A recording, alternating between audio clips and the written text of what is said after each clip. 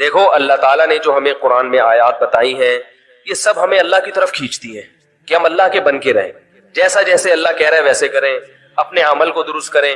سورہ بقرہ میں اللہ کا ارشاد ہے لَيْسَ الْبِرَّ أَن تُوَلُّوا وُجُوهَكُمْ قِبَلَ الْمَشْرِقِ وَالْمَغْرِبِ وَلَكِنَّ الْبِرَّ مَنْ آمَنَ بِاللَّهِ وَالْيَوْمِ الْآخِرِ وَالْمَلَائِكَةِ وَالْكِتَابِ وَالنَّبِيِّينَ۔ فرمایا ادھر ادھر منہ کر لینا یہ کوئی نیکی نہیں ہے، اصل نیکی یہ کہ پہلے اپنا ایمان درست کرو اور پھر وَأَقَامَ الصَّلَاةَ وَآتَى الزَّكَاةَ وَالْمُوفُونَ بِعَهْدِهِمْ، نماز قائم کرو، زکوٰۃ دو، معاہدوں کی پابندی کرو، اور وَآتَى الْمَالَ عَلَى حُبِّهِ، صرف اللہ سے محبت کی بیس پر ذوی القربى رشتہ داروں کو پیسے دو، رشتہ داروں کو پیسے دو، والیتامى یتیموں کو کھلاؤ، یتیموں پہ خرچ کرو، والمساکین مسکینوں کو کھلاؤ، وابن السبیل مسافروں پر خرچ کرو، الو نہ بناؤ مسافر کو کہ اس کو کیا پتا یہاں کے ریٹ کا تو الو بناؤ اس کو، ایسا نہیں، مسافروں کا خیال کرو۔ تو یہ چار قسم کے طبقے پر احسان کرو، اور نماز بھی قائم کرو اور زکوٰۃ الگ سے دو، اور والصابرین فی البأساء والضراء، کوئی پریشانی آئے تو صبر کرو، چاہے وہ مالی پریشانی ہو، فی البأساء والضراء جسمانی پریشانی، وحین الباس اگر میدان جنگ میں لڑنا پڑے تو میدان جنگ میں صبر سے لڑو، اولئک الذین صدقوا، اللہ فرماتے ہیں جن لوگوں کی یہ صفات ہیں یہ ہیں سچے ایمان کے دعوے میں۔ ہم لوگوں نے اسلام کو بھی ایک یعنی یوں سمجھے کہ ایک فیشن ہوتا ہے نا، مختلف قسم کے موسموں میں مختلف قسم کی ایکٹیویٹیز ہوتی ہیں، محرم میں ہمارے ایک نئی قسم کی ایکٹیویٹیز ہوتی ہیں، ربیع الاول میں الگ قسم کے مسلمان بنے ہوتے ہیں ہم لوگ، ٹھیک ہے نا۔ تو یہ 2 مہینے خاص طور پر ایسے ہیں جس میں یہ 2 مہینے کی جتنی ہماری ایکٹیویٹیز ہیں وہ سب ہم اخپل طریقے سے گزارتے ہیں، جس طرح اللہ اس کے رسول نے بتایا اس طرح سے نہیں گزارتے۔ اسلام میں کسی کی یوم ولادت یا یوم شہادت یا یوم وفات اس کو کوئی اہمیت نہیں دی گئی ہے، اگر دی گئی ہوتی تو سب سے پہلے محمد صلی اللہ علیہ وسلم کا یوم وفات کا دن ایسا تھا کہ اس پہ ہمیں غم منانے کا حکم دیا جاتا، اور یوم ولادت ایسی تھی جس پہ ہمیں خوشی منانے کا حکم دیا جاتا، کہیں بھی نہیں ملتا ہمیں۔ بعض حضرات یہ کہتے ہیں کہ آپ صلی اللہ علیہ وسلم کو خواب آیا تھا جس میں بتایا گیا کہ آپ کے نواسے حضرت حسین جو جنت کے سرداروں کے جنت کے نوجوانوں کے سردار ہیں ان کو آپ کی امت شہید کرے گی، تو آپ بلک بلک کے رونے لگے۔ اس سے بعض لوگ استدلال کرتے ہیں دیکھو غم حسین میں رونا چاہیے، تو یاد رکھو نبی صلی اللہ علیہ وسلم کو جب اطلاع ملی آپ کو غم ہو آپ روئے، تو جب بھی کوئی غم کسی کو پہنچتا ہے اس کی آنکھوں سے آنسو نکلنا یہ نیچرل ہے، تو ایسی خبر کو سن کے آپ کو رونا آ جائے تو یہ سنت ہے، اس میں کوئی حرج نہیں ہے۔ لیکن کیا ہر سال نبی صلی اللہ علیہ وسلم جس دن یہ خواب آیا تھا تو اگلے سال اسی تاریخ میں دوبارہ روئیں، پھر اسی تاریخ میں دوبارہ روئیں؟ بھائی جب غم کی خبر ملی تو روئے آپ صلی اللہ علیہ وسلم۔ حضرت جعفر طیار آپ کے چچا زاد بھائی، ان کی شہادت کی آپ کو اطلاع ملی تو بھی آپ کے آنکھوں سے آنسو جاری ہوئے، تو کیا اب حضرت جعفر کے غم میں رونا بھی سنت ہوگا؟ بولو نا بھائی۔ اگر آپ صلی اللہ علیہ وسلم حضرت عثمان کے دور میں زندہ ہوتے اور اس طرح بے دردی سے حضرت عثمان کو شہید کیا جاتا تو کیا آپ نہ روتے ہے بھائی؟ تو پھر حضرت عثمان کی یوم شہادت پہ رونا بھی کیا ہے؟ سنت ہونا چاہیے نا۔ حضرت عثمان کی شہادت کی نبی کو اطلاع ملی تھی، وہ جھوٹی افواہ تھی۔ صلح حدیبیہ کے موقع پر آپ صلی اللہ علیہ وسلم نے حضرت عثمان کو قاصد بنا کے بھیجا، اطلاع ملی کہ ان کو شہید کر دیا۔ آپ ایسا درد اور ایسا غضبناک ہوئے کہ آپ نے 1400 صحابہ سے موت پر بیعت کی۔ تو جب آپ کو سچی مچی کی اطلاع ملتی کہ واقعی ابھی تو افواہ تھی، یقین نہیں تھا، جب آپ صلی اللہ علیہ وسلم کو حقیقت میں اطلاع ملتی کہ آپ شہید ہو گئے تو کیا آپ نہ روتے؟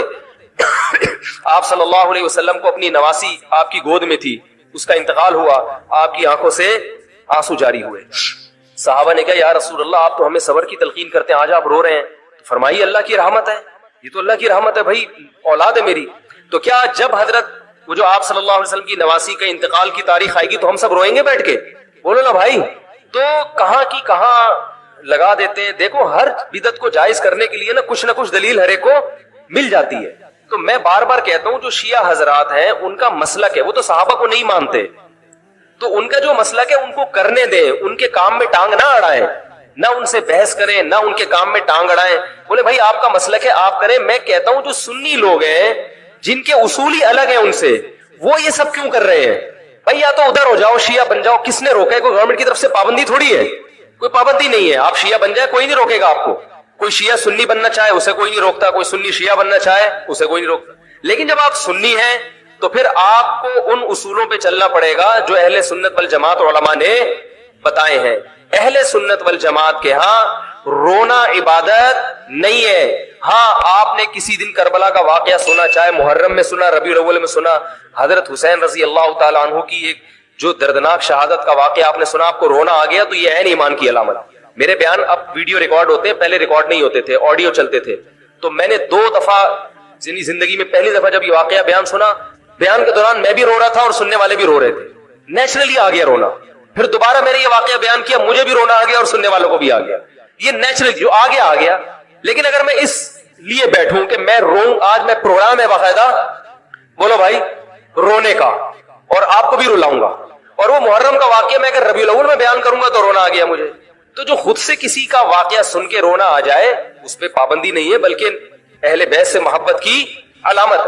لیکن یہ واقعہ جب ہم نے بیان کیا حضرت حسین کا تو مجھے رونا آیا. بالکل اسی طرح رونا جب حضرت عثمان کا واقعہ بیان کیا تو بھی آیا. ظلم تو ان پر بھی ہوا تھا, کوئی کم تھوڑی ہوا تھا. بلکہ مجھے یاد ہے جب میں نے پہلی دفعہ نبی صلی اللہ علیہ وسلم کی سیرت پڑھی, بالکل چھوٹا بچہ تھا میں, اس وقت میری عمر 9 یا 10 سال ہوگی, اور وہ آپ صلی اللہ علیہ وسلم کی وفات کا واقعہ لکھا تھا. تو اتنے بچے میں تو اتنی سمجھ نہیں ہوتی, لیکن جب مجھے یاد ہے میں پڑھ رہا تھا تو مسلسل آنکھوں سے آنسو بہ رہے تھے. ایسا دردناک واقعہ نبی صلی اللہ علیہ وسلم کی وفات کا. تو وہ تو کسی کے بھی وفات کی خبر جب ہم سنتے ہیں تو نیچرلی رونا آتا ہے انسان کو. کبھی وہ انسان کوشش تو برداشت کرنی چاہیے. لیکن اب ہمارے ہاں واقعات سنا کے باقاعدہ رونے کے پروگرام ہوتے ہیں. یہ اسلام کی تعلیمات نہیں ہے, یہ اسلام کی تعلیمات نہیں ہے, کیونکہ اسلام میں صبر کا حکم ہے. جو خود سے رونا آ جائے نا انسان کو, وہ ایک نیچرلی ہے. اور کربلا کا واقعہ صرف اس نیت سے بیان کرنا کہ تاکہ میں بھی رہوں آپ بھی رہو, یہ غلط ہے. اس اہل سنت والجماعت کے ہاں یہ اسلامی تعلیمات کے منافی ہے. سمجھ میں آ رہی ہے بات کہ نہیں آ رہی؟ اور کسی مخصوص دن کے ساتھ تو ویسے بھی خاص نہیں ہے. اور ویسے بھی شریعت میں صحیح بخاری مسلم کی حدیث ہے, آپ صلی اللہ علیہ وسلم نے نوحہ کرنے والی عورتوں پہ لعنت, نیاحہ کہتے ہیں چیخنا چلانا. آپ کو پتا ہے زمانے جاہلیت میں جب کسی کی میت ہوتی تھی تو باقاعدہ پیسے دے کے عورتوں کو رلوایا جاتا تھا, پیسے دے کے. آج بھی بہت جگہوں پہ یہ ہو رہا ہے, پیسے دے کے رلوایا جاتا ہے. تو نبی نے تو ان عورتوں پہ لعنت کی جو فری میں روتی ہیں, پیسے دے کے نہیں, جو فری میں میت پہ روتی ہیں. اور چیخ چلا کے رونا تو ویسے ہی حرام ہے اسلام میں. میت پہ جب بھی نبی صلی اللہ علیہ وسلم روئے ہیں آپ کی آنکھوں سے آنسو, بس چیخ چلا کے نہیں روئے ہیں. حضرت جعفر طیار بھی تو اہل بیت میں سے تھے. جب شہید ہوتے ہیں آپ کی 4 جوان بیویاں بیوہ ہوتے ہیں, چھوٹے چھوٹے بچے یتیم ہو جاتے ہیں, تو ان کی بیویاں جب روتی ہیں تو گھر سے باہر آواز آتی ہے. آپ نے پہلی دفعہ سمجھایا جا کے کہ ان سے بولو اپنی آوازوں کو بس کرو. جب دوبارہ تو آپ نے فرمایا منہ پہ خاک پھینک دو جا کے. حالانکہ ان کا جو رشتہ حضرت جعفر طیار سے تھا وہ ہمارا نہیں ہے, ہم تو بہت دور کے ہیں. اہل بیت سے جو جتنا ان کی بیویوں کا رشتہ ہے اتنا تو ہمارا نہیں ہے نا. ان کو چیخ کے رونے کی اجازت نہیں. اور آج ہمارے یہاں کیسے ہوتا ہے, ہاں ہو چیخ رہے ہیں, پیٹ رہے ہیں. گریبان چاک کرنا اسلام میں حرام ہے روتے ہوئے. گریبان چاک کرنا, اس پہ لعنت ہے نبی صلی اللہ علیہ وسلم کی. تو آج گریبان بھی چاک ہو رہا ہے, رو بھی رہے ہیں, پیٹ بھی رہے ہیں. تو بھائی وہ شیعہ حضرات کا ایک مسلک ہے, ان کی رائے ہے, ان کو ان کی رائے پہ چلنے دو. آپ جو اہل سنت والجماعت کو فالو کرتے ہو تو یا تو ادھر ہو جاؤ یا ادھر ہو جاؤ, درمیان میلہ لٹکو. درمیانی آدمی کہیں کبھی نہیں ہوتا. درمیان کی جو جنس ہے وہ کہیں کی ہوتی ہے. وہ بیچارہ نہ مرد سے شادی کر سکتا ہے نہ عورت سے. وہ کہتا ہے یا اللہ اگر مجھے آپشن دیتا یا تو ادھر کر دیتا, یا وہ تو ایک اللہ نے آزمائش بنا دی اس کو بیچارے کو, وہ آزمائش ہے, اسی آزمائش پہ اس کو قیامت کے دن اجر ملے گا. لیکن اپنے اختیار سے انسان بیچ کا بننے کی کوشش کرے یہ ٹھیک نہیں ہوتا. اپنے اختیار سے یا تو شیعہ بن جاؤ یا پورے سنی بن جاؤ. تو اہل سنت حدیث کی کتابوں کو فالو کرتے ہیں, اور جو ہماری بخاری مسلم ہے شیعہ حضرات نہیں مانتے ان کتابوں کو, وہ نہیں فالو کرتے ان کو. تو ہم تو ان کو فالو کرتے ہیں. اگر آپ کہتے ہو میں نہیں مانتا ان حدیثوں کو تو پھر بہت ساری چیزیں اور بھی ہیں وہ بھی چھوڑ دو. پھر آپ سمجھ میں آ رہی ہے بات, پھر وہ بھی چھوڑ دو. تو ہم تو ان کتابوں کو فالو کرتے ہیں. ہمارے نبی صلی اللہ علیہ وسلم کے احکام ہیں, میت پہ رونا پیٹنا منع. جب حضرت حسین رضی اللہ تعالی عنہ کا قتل ہوا ہے کربلا میں, اور یقیناً یہ بہت بڑا بدترین ظلم تھا تاریخ کا, تو حضرت جو آپ کے اہل بیت جو باقی بچ گئے تھے ان کا کیا ری ایکشن تھا, جو صحیح اسناد سے جو چیزیں ثابت ہیں ان کا کیا ری ایکٹ تھا. کیا امام زین العابدین نے اس طرح سے نوحے کیے تھے کہ آپ نے سینوں کو پیٹا تھا؟ انہوں نے صبر کیا تھا انہوں نے. اور یہی اہل بیت کی شان تھی. تبھی تو قرآن کے الفاظ کیا ہیں کہ نیکی صرف یہ نہیں ادھر ادھر منہ کر کے نمازیں پڑھ لو، بلکہ والصابرین فی الباساء، جو پریشانیوں کے وقت کیا کرتے ہیں؟ صبر۔ تو ہماری نظر میں حضرت حسین کا قتل بھی ایک بہت بڑی ٹینشن، بہت بڑی پریشانی، مگر اس پر ہمیں صبر کا حکم ہے۔ اگر ہمارے اندر انتقام کی طاقت ہوتی تو انتقام لے لیتے ہم۔ جو بھی قاتلان حسین تھے ہمیں پتہ چلتا کہ یہ ہے، ہم انتقام لیتے ان سے۔ اگر انتقام نہیں لے وہ تو